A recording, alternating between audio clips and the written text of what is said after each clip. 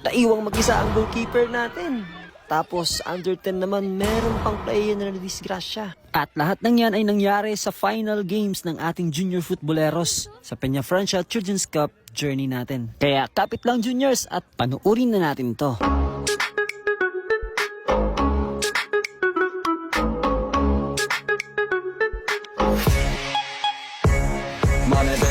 Iyoこのスワック俺たちにしかないスワック肩の力抜いてラックラック遊び働いて曲がAt bago nga tayo tumungo sa championship game ng ating junior footballeros, muling nakaharap ng ating team ang Magaraw FC sa semifinals. At dito nga sa larong ito ay maagang napatulak si Van James sa sobrang higpit ng bantay ng kalaban sa kanya.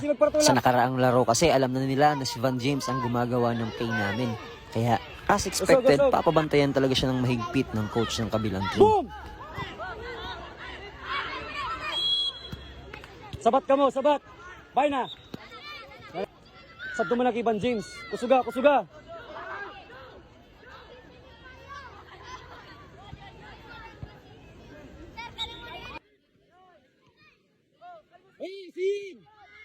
At dito nga sa larong ito ay hirap na hirap kaming makascore sa sobrang higpit ng depensa ng kanilang team ngayon.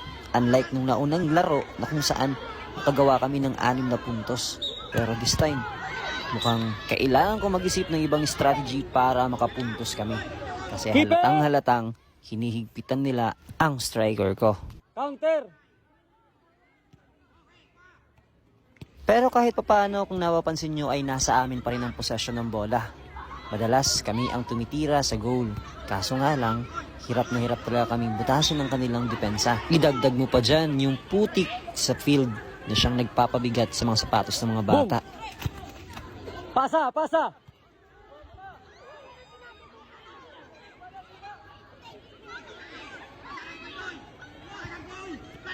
Magandang pagkakataon na sana to para makascore sila. Buti na nga lang at maagap itong goalkeeper natin. Hoy, sa likod, Miel!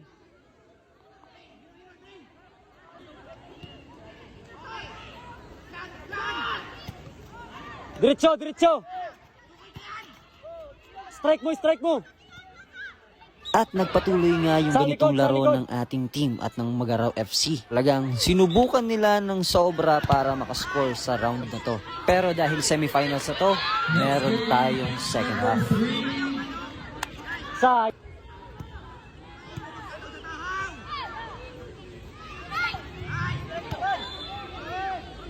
At nagpatuloy nga yung ganitong sistema hanggang sa matapos ang first half na wala ni isa sa kanila ang nakagawa ng score. At pagpasok sa second half, heto naman ang mga sumunod na nangyari. Sabi ko ground ball sa goal. Strike! Ayaw talaga nilang patirahin si Van James. Tapos dagdag pa yung kapal ng putik kaya hindi tuloy siya makasipa na maayos. Tabangan nyo ninyo! Tabangan!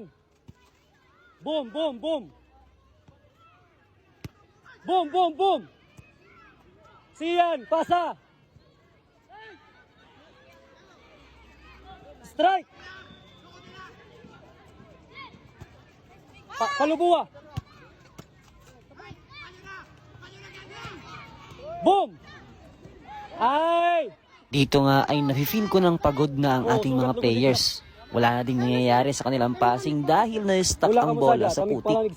Kaya sabi ko sa kanila, salubungin nila ang bola hanggang sa... Sabaton mo na tip. Oh, boom na, boom! Yung sa wakas at pumasok na din ang unang score ng aming team. Kaya naman tuloy grabe ang tuwa nitong ka-teammate niya sa goal na yun. Ang ganda naman kasi talaga ng goal na yun. Ulitin nga natin. Oh, boom na, boom!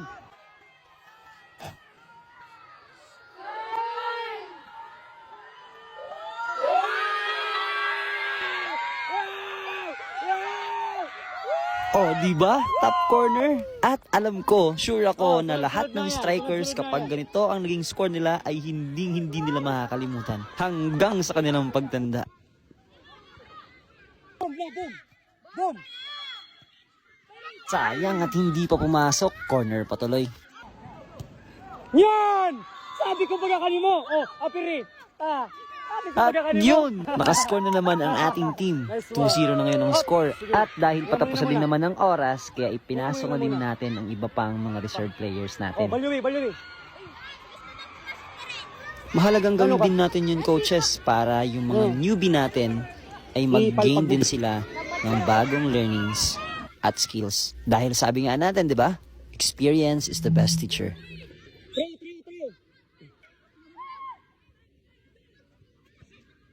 Ben James, kanino yan? Beam. Yan. Please proceed here at the registration area. Ben James. Stars Team A. Strict. At nagpatuloy nga ang laro ng Futboleros FC at ng Magaraw FC Sabat na hanggang mo, sa matapos lungsatan mo, ang lungsatan mo. oras.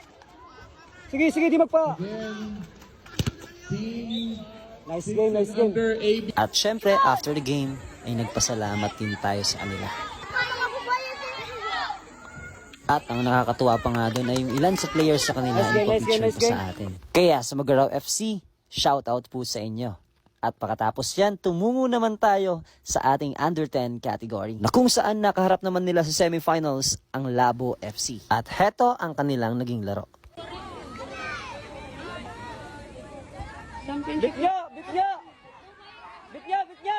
Bitya, nice!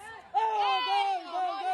Maaga nga nakascore ang ating under 10 nang dahil sa throw-in na yon. Maganda yon para hindi sila pressured sa simula ng laro. Kabusog! Pang! Sige! Atitan na! What? Ay! Bitya!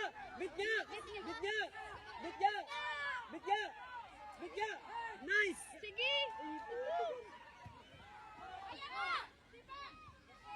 Ay, sambal ba ito?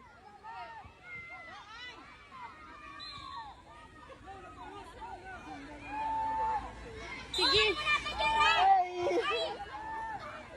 Sorry? Mirit nga na din ako. Ay, gagarag mo yan. Yan, sige! Sige! Ay, matindi ako sa ditaan, ay! Nice! Kanimo, Castro! Oh! Aray ko! Bangkal na! Bangkaw! Bangkal na! Tadko! Sige! Ay! Aray ko. Masyadong aggressive yung isang player natin.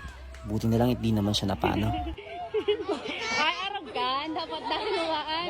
Paro ka mga gurang!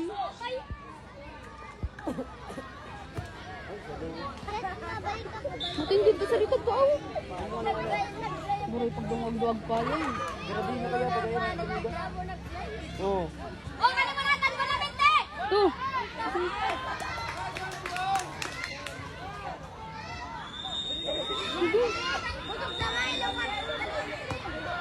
Sige!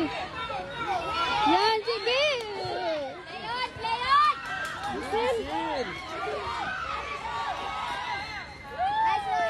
Si Abby pala. Oh my God! At nabawian ang ating team. 1-1 na ngayon ang score. Lumusot pa kasi sa kaka ng goalkeeper natin. Hay, pero di bale, babawi tayo. Katudo! Uy! Sayang, nakatudo ko si Poco. Isusulit yung puro katudo mo. Sipa! Yan, dito! Alright, championship game.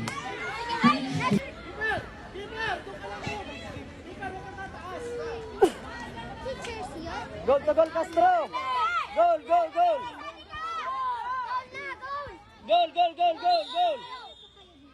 Katudo kasi po. Nice! Ang saya ng mga viewers at supporters natin, kaso hindi nila alam, kailangan merong 2 touches kapag free kick. Kaya kahit ang ganda ng tira na yon, hindi siya naging counted as goal. Sayang, panlamang na sana. Puro pagaragating.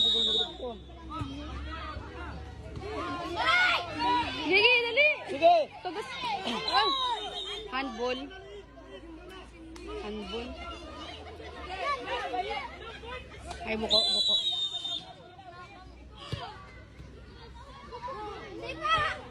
Oh, kaninyo. Sipa na kas. Sipa, palo ka. Sige, pangkalo. Buhay mo na.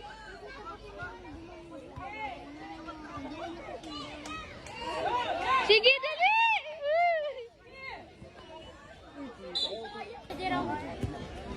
Kadawas.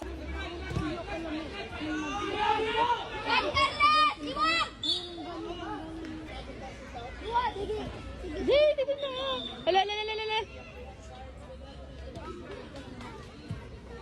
Diretso Castro.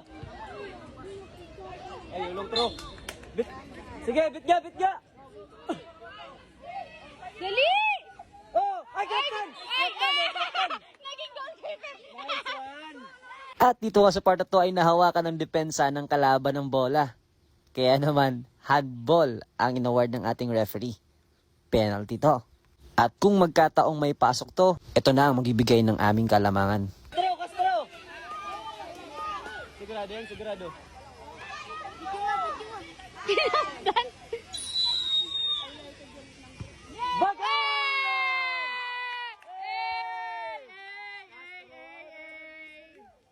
At yun, naipasok nga ng ating striker. 2-1 na ngayon ang score. Ay, salamat. Goal! Tagto! Dali! Sipa! Ah!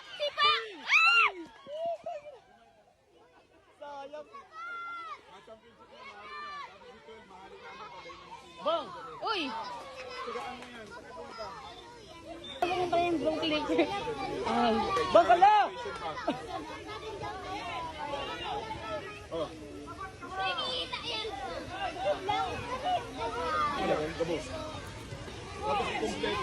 Kurog ko ito mo maduduog man eh.